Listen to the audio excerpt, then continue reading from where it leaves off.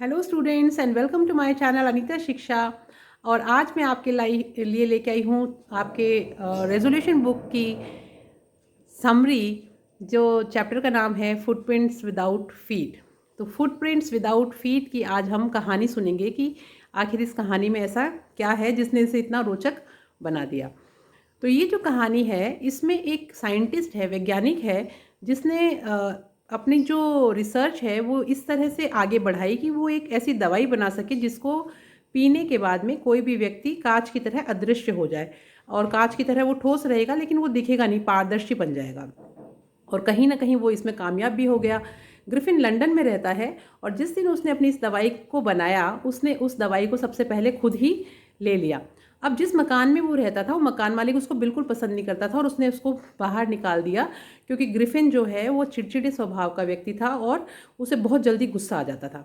तो मकान मालिक ने जैसे ही उसको बाहर निकाला और ग्रिफिन ने जब वो दवाई का निर्माण कर लिया और उसने उस दवाई को खुद पी लिया तो वो अदृश्य हो गया और उसने अपने मकान मालिक के घर में आग लगा दी। और फिर वो वहाँ से जब भागने लगा तो भागते भागते वो सीढ़ियों से नीचे उतरने लगा। उसके पाँव जो थे वो कीचड़ में भर गए, क्योंकि वो तो दिखाई नहीं दे रहा था लेकिन उसके जो कीचड़ भरे पाँव थे उनका निशान सीढ़ियों पे ऐसे उतरते हुए नीचे की तरफ दिखाई देने लगा। वहाँ दो बच्चे जा रहे थे, उन्होंने इस निशान को देखा, कीचड़ भरे पाँव के निशान अचानक सीढ़ियों पे उतरते हुए उन्हें दिखाई दिए। उसके पीछे पीछे चल पड़े और जैसे जैसे वो कीचड़ उसका साफ होता चला गया, मिट्टी जो थी वो साफ होती चली गई, वो पाँव अदृश्य हो गए, गायब हो गए।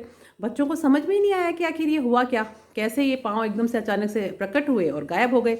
अब ग्रिफिन के पास में धीरे धीरे ग्रिफिन ने क्या किया, जब वो अपने आप को बचा रहा था दुकानदार से, अपने मकान मालिक से, तो उसके कपड़े तो दिखाई दे रहे थे तो उसने अपने सारे कपड़े के करके निकाल दिए थे और वो बिल्कुल वस्त्र रहित हो गया था, इसीलिए बच्चों को वो दिखाई नहीं दे रहा था।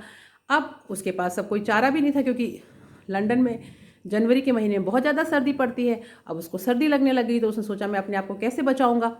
तो फिर उसने एक काम किया, वो एक दुकान के बाहर जाके खड़ा हो गया कि जैसे ही शाम होगी सब लोग चले जाएंगे, मैं इस दुकान में घुस जाऊंगा और यहाँ से मैं कुछ कपड़े या खाने पीने की चीज़ें ले लूँगा। तो वो काफ़ी बड़ा स्टोर था, उसमें सब चीज़ें उपलब्ध थी। तो रात को शाम होते ही जैसे दुकान वाले बंद करके दुकान जाने लगे, वो उससे पहले दुकान में घुस गया, किसी को तो दिखाई दिया नहीं। जब सब लोग चले गए तो उसके बाद में सबसे पहले तो उसने वहाँ से कपड़े निकाल के अपने आप को कपड़ों से गर्म किया, क्योंकि वो सर्दी लगने लगी थी उसको, वो बिना वस्त्र के इतनी टाइम से घूम रहा था। फिर उसने वहाँ से जो ठंडा मीट था वो निकाला और उसके साथ में कॉफ़ी खाई, तो उसको थोड़ी शरीर में भी गर्मी महसूस हुई। फिर उसने वहाँ मिठाइयाँ रखी थी वो खाई, शराब पी, और वो इतना थक चुका था पूरे दिन में भागता भागता कि आखिर में वो एक ब्लैंकेट्स का यानी कंबलों का ढेर था उसके ऊपर जाके वो सो गया और उसको नींद आ गई। अब आगे कोई भी घटना नहीं होती अगर वो दुकानदारों के आने से पहले उठ जाता, लेकिन वो वहाँ पे सोया हुआ था और उसने कपड़े भी पहन रखे। तो जैसे ही दुकान खुली, दुकान के अंदर लोग घुसे, दुकान में काम करने वाले, तो उन्होंने उसको देखा। और जब उन्होंने उसको देखा तो वो उसकी तरफ आगे की तरफ बढ़े उसको पकड़ने के लिए, तो ग्रिफिन को फिर वापस वहाँ से भागना पड़ा। अब वो अपने आप को तभी बचा सकता था जब वो वापस अदृश्य हो जाता। तो जब लोग उसका पीछा कर रहे थे दुकान वाले, तो उसने एक एक करके फिर से अपने कपड़े उतार दिए और फिर वापस वो वस्त्र रहित हो गया, उसके शरीर पे एक भी कपड़ा नहीं था।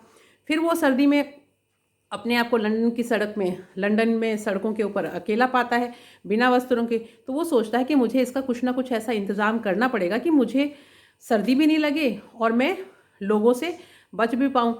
और इसके लिए फिर वो ये सोचता है कि मैं किसी नाटक कंपनी जहाँ पे होती हैं वहाँ पे जो इनके वस्त्र रखे होते हैं वहाँ से कुछ ऐसा निकाल लूँ जो अपने शरीर पे पहन लूँ और मैं किसी को दिखाई नहीं दूँ।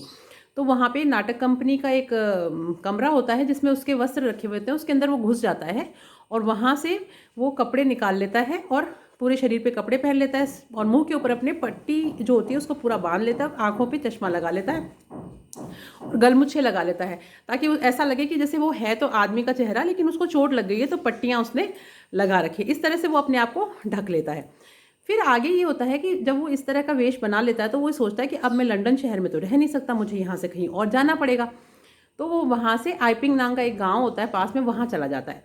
और वहाँ जाने से पहले क्या होता है, जैसे ही वो वहाँ से कपड़े पहन के चोरी करके और निकलने ही वाला होता है तो दुकानदार उसको देख लेता है। अब दुकानदार से बचने के लिए वो क्या करता है, पीछे से वार करता है दुकानदार के सिर के ऊपर और वो दुकानदार के पैसे लूट के वहाँ से भाग जाता है।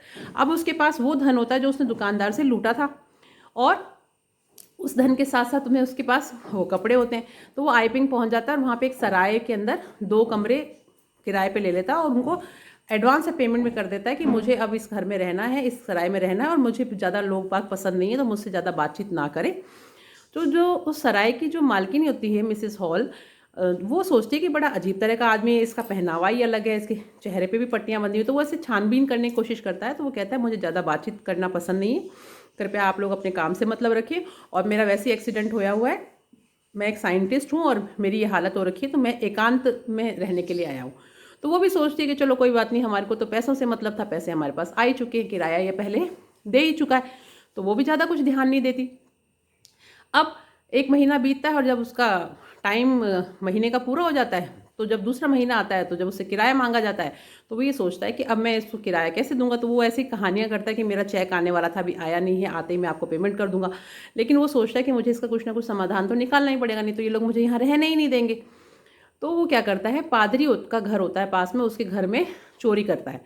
और जब चोरी करके निकलने वाला होता है, तो पादरी के घर में थोड़ी सी आवाज़ होती है, जिससे पादरी और उसकी पत्नी पीछे पीछे जाते हैं कमरे में, देखते हैं कि किसी चीज़ ने उनके ड्रॉयर को खोला है और उसमें से पैसे निकाले हैं। पैसे निकलते हुए उन्हें दिखते हैं, लेकिन उन्हें कोई व्यक्ति नहीं दिखाई देता।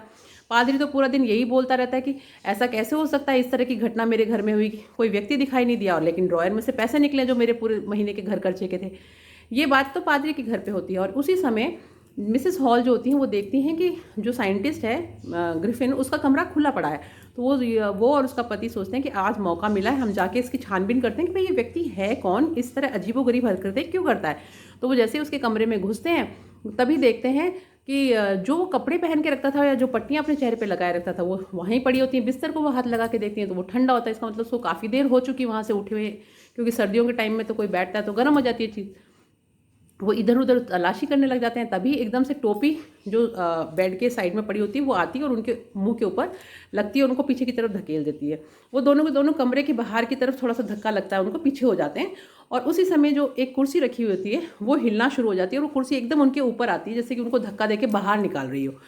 तो मिसेस ग्रिफिन कहती हैं कि मेरे को लगता है इस कमरे में भूत प्रेतों का साया पड़ गया है, और मेरी माँ की जब मृत्यु हुई थी उससे पहले उन्हें ये कुर्सी बहुत ज़्यादा पसंद थी। तो उनके दिमाग में अजीबोगरीब से ख्याल आने लग जाते हैं और तभी वो कुर्सी धक्का देके उनको कमरे के बाहर निकाल देती है।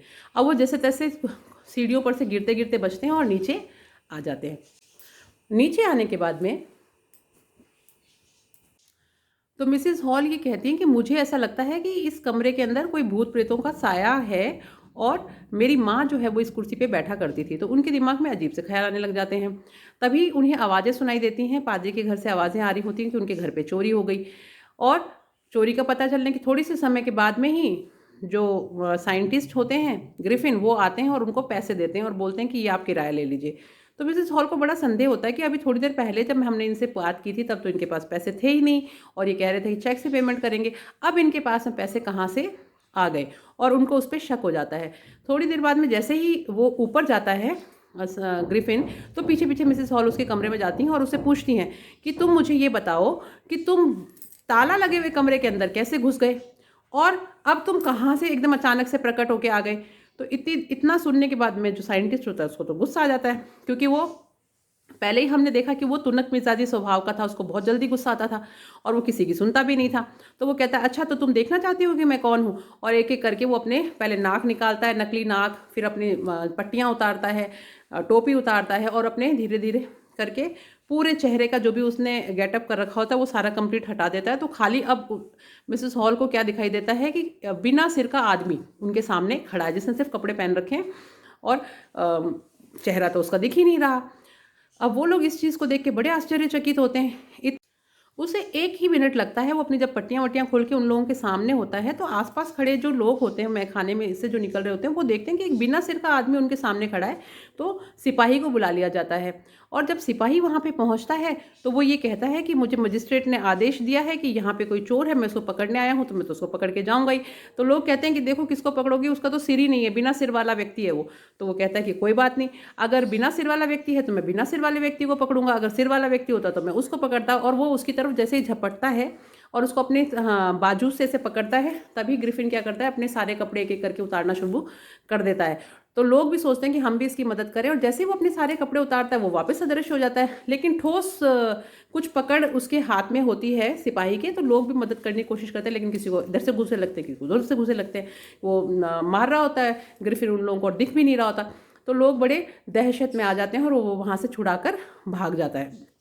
तो इस तरह से एक अच्छा खासा वैज्ञानिक जिसने एक रिसर्च करी थी, जिसने एक ऐसी दवाई बनाई थी जिससे अदृश्य हो सकते हैं, लेकिन उसको उसने सही चीज़ों में यूज़ नहीं किया, क्योंकि उसका स्वभाव खराब था, वो तुनक मिजाजी था, गुस्सैल था, और वो अच्छा काम नहीं करना चाहता था, इसलिए उसने गलत रास्ता चुना। तो इसी कारण से इस पाठ का नाम फुटप्रिंट विदाउट फीट रखा गया है। ये जो आपने शुरू शुरू में जो घटना देखी कि दो बच्चे पाँव के निशान देखते हैं जो सीढ़ियों से नीचे उतर रहे होते हैं, उसको ध्यान में रखते हुए इसका पाठ का नाम ये रखा।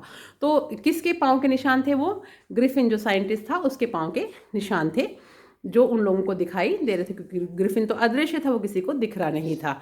तो आई होप आप लोगों को ये चैप्टर अच्छा लगा होगा और मज़ा आया होगा इस चैप्टर को पढ़ के। तो आप लोगों को नेक्स्ट वीडियो में मैं इसके क्वेश्चन आंसर्स डिस्कस करूंगी, और अगर आपको कुछ और भी पूछना हो तो आप कमेंट बॉक्स में ज़रूर लिखिएगा।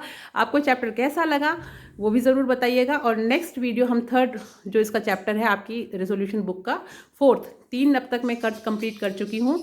फर्स्ट मैंने किया था थीव स्टोरी, सेकेंड किया भोली, और आज एक थर्ड चैप्टर आपकी इस बुक का मैं कंप्लीट कर रही हूँ, फुटप्रिंट विदाउट फीट। अब हम इसका नेक्स्ट चैप्टर अपकमिंग वीडियोस में देखेंगे। So until then, have a nice day and good luck for your exams. आप खूब अच्छे से पढ़ाई करें और आप सबके बहुत अच्छे नंबर आएँ। Good luck and have a nice day. और मेरे चैनल को लाइक, सब्सक्राइब और शेयर करना ना भूलिएगा, ताकि मैं आपके लिए और वीडियोस लेके आऊँ। Thank you, bye bye, have a nice day.